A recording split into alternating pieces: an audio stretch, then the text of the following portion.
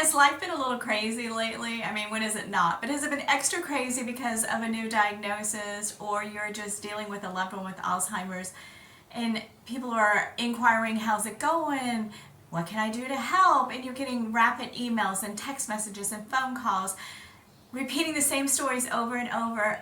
I may have the answer for this and a solution that will help streamline your life and get you a little organized and give you more time so you can actually focus your care on the one who needs it. And so in this video, I want to talk about these 5 apps that are the top 5 that are listed. And then I have a surprise. If you stay to the end, I have a really fun one. So hang out with me in this video and we're going to explore these apps. Hi, I'm Janie. Welcome to my channel, Raising Mom with Janie. These are the things that I am learning as my mom faces this Alzheimer's journey.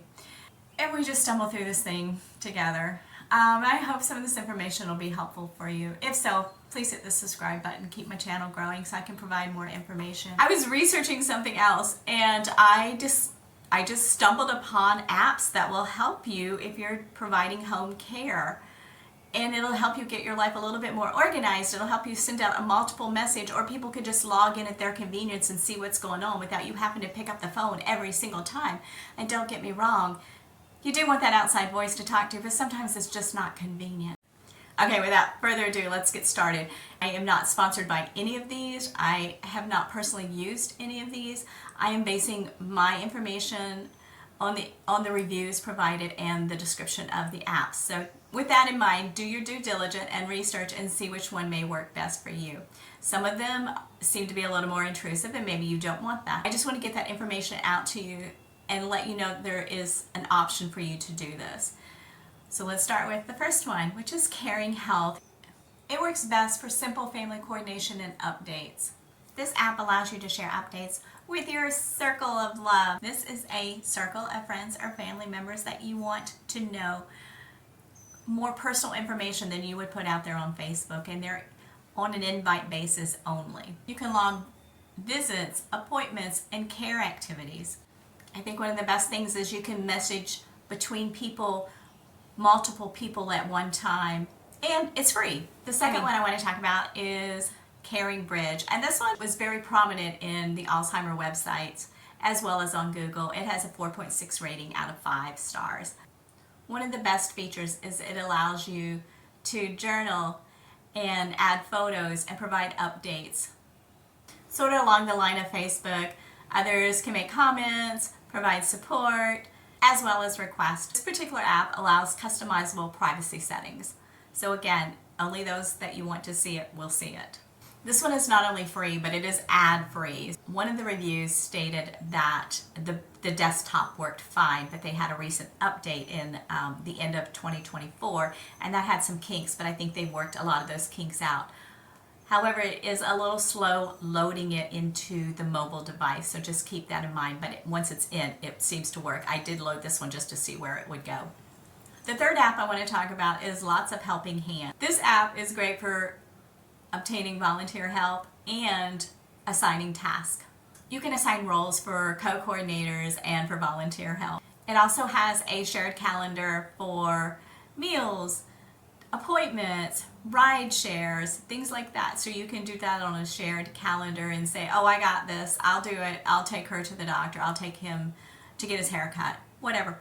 This has a calendar that allows you to set those things up. Number 3 I want to talk about is Caring Village. And as we were taught, it takes a village to raise someone. This takes a village to take care of your loved one. And you have your own little private village that you set up. I think looking at it, if you've ever played the Sims game, it's sort of like that. This is your little village. These are your people assigned to it. These are what they're going to do. That's the vibe that I got from this one.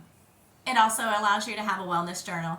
You have a customized calendar that you can schedule things much like the other apps have. It has shareable to-do list.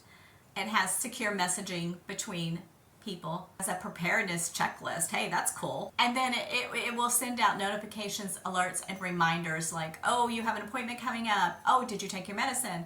Those sorts of things. So you can set those reminders up as well. Listed was Care Zone, but that one was shut down in 2021. Although I think you still have access to it, I don't think that there's anybody managing it. And that one was basically to allow you to set up medications and medication reminders to take them, and then you could monitor that. And so a couple of alternatives with that would be MediSafe. My meds, medicine tracking. Both of those I think are really good, especially one if you're doing a lot and you're trying to remember, did I give them that medicine or I didn't? So that helps with that. It also sets up reminders to get refills for your prescriptions if you don't have the auto refill set up. If your loved one isn't living with you, like your father's still independent or your mother's still independent, but you want to make sure they remember to take their medications on a regular basis or on a scheduled basis, then these are good options for that. Of course, these are 5 apps that are not specific to just Alzheimer's or dementia. They're good for people who also have like Parkinson's or some other type of chronic disease. Most of these apps will be good for somebody going through a life-altering event. They were in an accident, they had a diagnosis. You could still use these apps for something like that, and that keeps you from being tied up on the text messaging or hurting somebody's feelings because you forgot to add them to the mass text that you just sent out. You can just put it on the message board, give them access to it, and then it's up to them to keep up with it. And even when they respond, it's not overwhelming. It's not blowing up from text message responding, oh my goodness, what's happening? With multiple questions, they can just do it on the app, and you're not bogged down by that. It still is overwhelming when you're also trying to take care of a loved one or deal with a situation such as a chronic disease. And as promised, this is the surprise that I had. This is a fun one that you might want to look into if you are in that Alzheimer's dementia world. It's called Memory Lane Games. It has a 4.0 rating. It is structured on dementia-friendly games based on reminiscence therapy. It promotes positive interactions among people. It is great for keeping the Alzheimer dementia person engaged and sharing joyful moments. The best part about this one, it is not based on coordination. It's not a coordination game. It's to help foster a connection. And it can be shared with family through photos or videos. So it's really a cool way to keep connected to family members and keep that brain engaged. I hope this information is helpful to you. I'm very interested if some of you have tried any of these apps, and if so, what were the results? Were they helpful, or did you just delete the app because it was truly more of a pain? Please let me know. Will you drop me a comment so I know if this is at all useful? Thank you so much for watching this video and making it this far. And remember, life is a gift. Please cherish it always. Have a great day. Thanks. Bye.